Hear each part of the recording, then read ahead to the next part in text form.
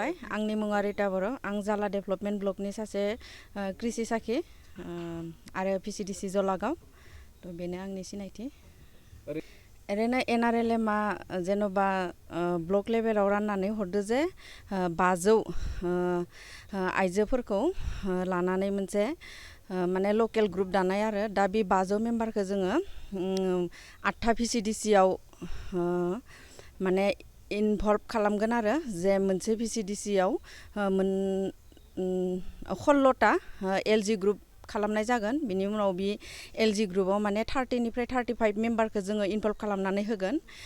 बेनि उनाव जोङो दा फिल्ड लेभेलाव थांनानै दाथ' बेयाव दिनैनि बे सानथाम हाबाफारियाव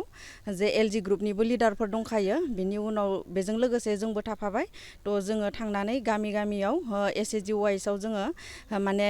दा जों बेयाव जिखिनि ट्रेनिं मोनदो बेखौ जोङो थांनानै हैगोन जे जोङो एसेबां गुवारखौ माने लाग्रो आरो प्रथमाव जे निजानि न'आव जि इसे हा दङ बे इसे हायावनो माने जोङो गिबियावनो जोंनि दा बानायनाय जे हिप कम्पस्ट आरो ओमफ्राय फार्मिं कम्पस्ट आरो बिनि उनाव दा नैयाव बानायनाय जि भामब्रिट निमास्ट्र ब्रह्मास्ट्र बेफोरजों माने जोङो जेरै अर्गेनिक माने माबा खालामनो हायो जों बेखौ एकदम प्रेक्टिकेलि देखायनानैहा माने जाफुंसार होनो नाजादो आरो थ' बेखिनियानो दिनै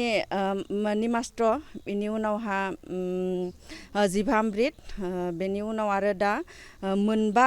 जाथिनि माने गोखा गोखै जिथुनिखि माने मोसौ बोरमाया जाया बे बिलाइखौ बिखौ खालामबाय दं आरो जोङो एम्फौ थैनायनि थाखाय मुङा फैलाव खुंगुर दैमारि आं सासे ब्लक कर्डिनेटर जाला ब्लकनि एसआरएलएम डिपार्टमेन्टनि दा जोंना बेहाय सानथामनि ट्रेनिं जागासिनो दंमोन दिनै जोंना लास्ट अर्गेनिक फार्मिंनि सायाव दा बेहाय जोंना एसआरएलएमनि मथे जोंना 500 जन महिलाफोरखौ जोङो जाला ब्लकनि आन्डाराव अर्गेनिक फार्मिंखौ लानानै माने जोङो बिसोरखौ इनक्लुड खालामनांगौ आरो ना दा बेनिखायनो जोङो जोंनि टारगेट मथे जोङो 8था पिसिडिसिआव 16टा गामि जों लादों 16टा गामियाव जोङो मोनसेहै लकेल ग्रुप होनना बुङो बेयाव 30 to 35 जन महिला थागोन मोनसे लकेल ग्रुपआव दा 16टा लकेल ग्रुप जोंहा दङ दा जोंना बानायखांबाय दा जोंहा बे सानथाम ट्रेनिङाव जोङो कृषि साखि दङ जोंजों ओमफ्राय पशु साखि दङ ओमफ्राय आरो लोगोसे एलजि लिडार्स दं माने लकेल ग्रुपनि लिडार साफा लिडार दङ बिसोरो फिल्ड लेभेलाव थांनानै दा बे गामियाव थांनानै बिसोरो बे 30 आरो 35 जन महिलाफोरखौ माने बोरै हासार बानायनांगौ ओमफ्राय बोरै एम्फौ जानाय मुलि ना जेराव जोङो माने थाइसेबो खरस गैया जेराव माने जि बुस्थुफोरखौ जों न'आवनो मोनो जेरै आं एगजामपोल होनो सानदों हा दंफां सिंनि हा ना बे मोजां हासार जायो बेखौ जों मिक्स खालामनानै बोरै जों हासार बानायबावनो हायो गोबोरखि दं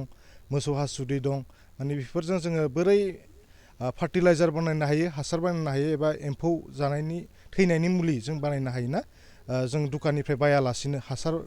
गुबुन रासायनिक हासार बायाफालानो जोङो जेरै न'आवनो बानायनानै बेखौ जोङो जोंनि 500 जन महिलाफोरखौ ना बर्तमान जों 500 जनखौ जों टारगेट खालामग्रोगोन बेनि उनाव जों लासैहै जोङो बारायलांगोन बेखौ जोंहा मेन उद्देश्यआ जाहैबाय जोंहा दाना माने मेनलि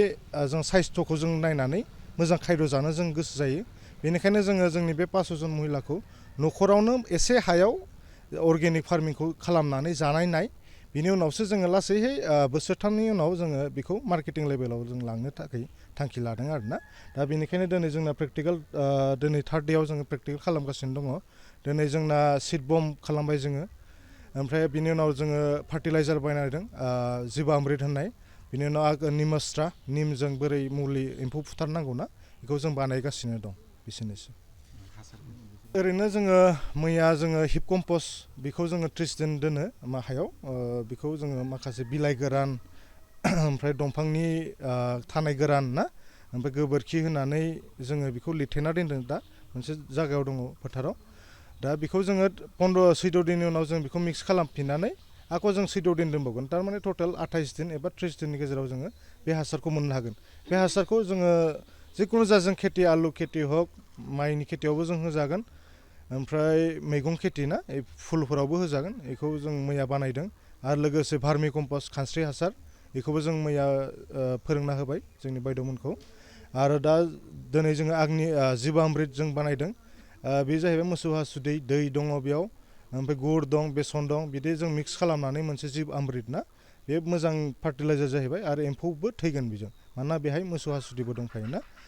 ओमफ्राय आरो मोनसे जों दा निमास्ट्रा जों बानायगासिनो दं आरो मोनसे जों नामखौथ' जों बुंथ'नो हाला माने मोनसे जोङो जास्ट मोनबा बिलाइजों गोखा गोखै ना बिदि बिलाइजों जोङो मोनसे एम्फौ थैग्रा जास्ट रुनानै 5 लिटार दैयाव बे बिलाइफोरखौ मोनबा टाइपनि बिलाइखौ 5 केजि बिलाइ होनानै 5 लिटार दैयाव फुदुंनानै जों बेखौ 2 लिटारसिम जों रानहोगोन 2 लिटार माबाखौ जोङो बे दैखौ जों सेबनानै बेखौ जोङो आरो आको 20 लिटार दैजों मिक्स खालामनानै जों स्प्रे खालामनो हागोन जों दा बेखौ जोङो फोरोंगासिनो दं दिनै ट्रेनिं होगासिनो ओरैनोथ' दा जोङो प्रेक्टिकेलि जों फिल्ड लेभेलाव दिनै साननै बेयाव लादों ब्लक लेभेलाव जोंना सानसे जाबाय ओमफ्राय आरो बिसोरो जोंना 8था पिसिडिसियाव 16टा गामि दं पिसिडिसि मोननै गामिजों लादों दा बे बिसोरो थांनानै दा बे गामि बे साननै ट्रेनिंखौ बिसोर हैनाय जागोन दा नमस्कार मैं doctor Pratibha Pasari Agarwal IVF specialist at Apollo Fertility Guwahati मैं जनाब विचारिছো जे मैं कक्राझार अपोलो डायग्नोस्टिकत 23 मार्चत आহি आছো दुपरिया 12टा बजार পৰা এটা বিনামূলীয়া নিসন্তানতা কেম্প লৈ পেলাই যাৰ এনেকুৱা ধৰণৰ প্ৰব্লেম আছে নিসন্তানতা প্ৰব্লেম আছে আহি পেলাই মোৰ লগত আলোচনা কৰি পেলাই চিকিৎসা কৰিব পাৰে আপোনালোকে বুকিংৰ কাৰণে কল কৰিব পাৰে 8135834710 নম্বৰত আকৌ একবাৰ কৈছো 8135834710 ফোন নম্বৰত কল কৰি পেলাই আপোনালোকে আপোনালোকৰ এপইন্টমেন্টটো বুক কৰিব পাৰে ধন্যবাদ